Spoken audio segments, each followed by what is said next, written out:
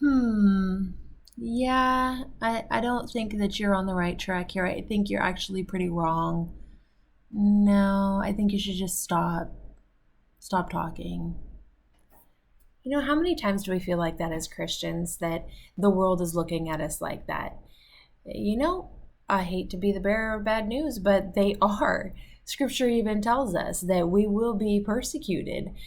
We will be looked upon and scrutinized because we're not part of this world. And we're not supposed to be so ingrained that we look like part of this world. So, yeah, we're going to be looked on and persecuted.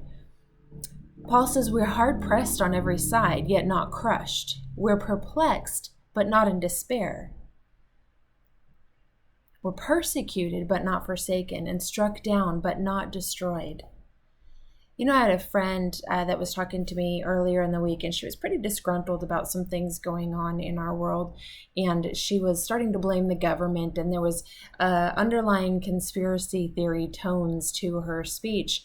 And I just got to thinking how we can so easily spin our own thoughts into it, and how that's not really even our place to do that. We're supposed to support our governing authorities. In Jude, it's a small book. I highly recommend you reading it. You get it done in, I don't know, 5 minutes, and then you've read an entire book of the Bible. So read Jude. But anyway, he says, even the archangel Michael, when he disputed with the devil over the body of Moses, did not presume to bring a slanderous judgment against him, but said, "The Lord rebuke you."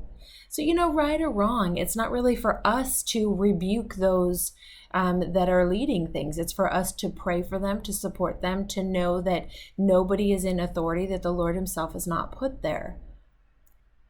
Jude goes on to say, "These men, however, slander what they do not understand, and like irrational animals, they will be destroyed by the things they do instinctively."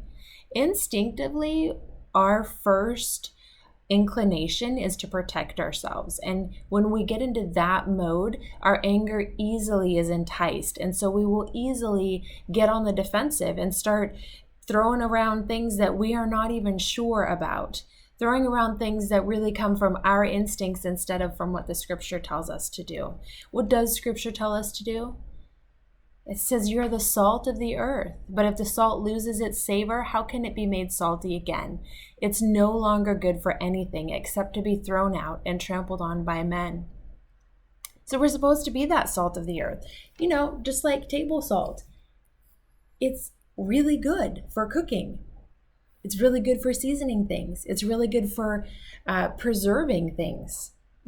Salt has this effect on the gelatinization of proteins, which causes the production in cheeses. It causes the preservation. It causes the coloring of certain processed meats to stay that resistant, that real red looking good meat. But if it doesn't have it, then the things that aren't salted will turn just really moldy quickly. They won't preserve. They'll turn this mealy gray color. And just when a steak is salted at just the right time of cooking, it'll seal in the moisture and the liquid in it, resulting in such a juicy and flavorful piece of meat. Can you taste it?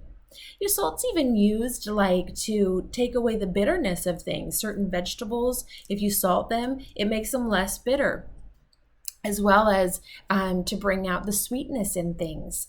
It's used for different textures.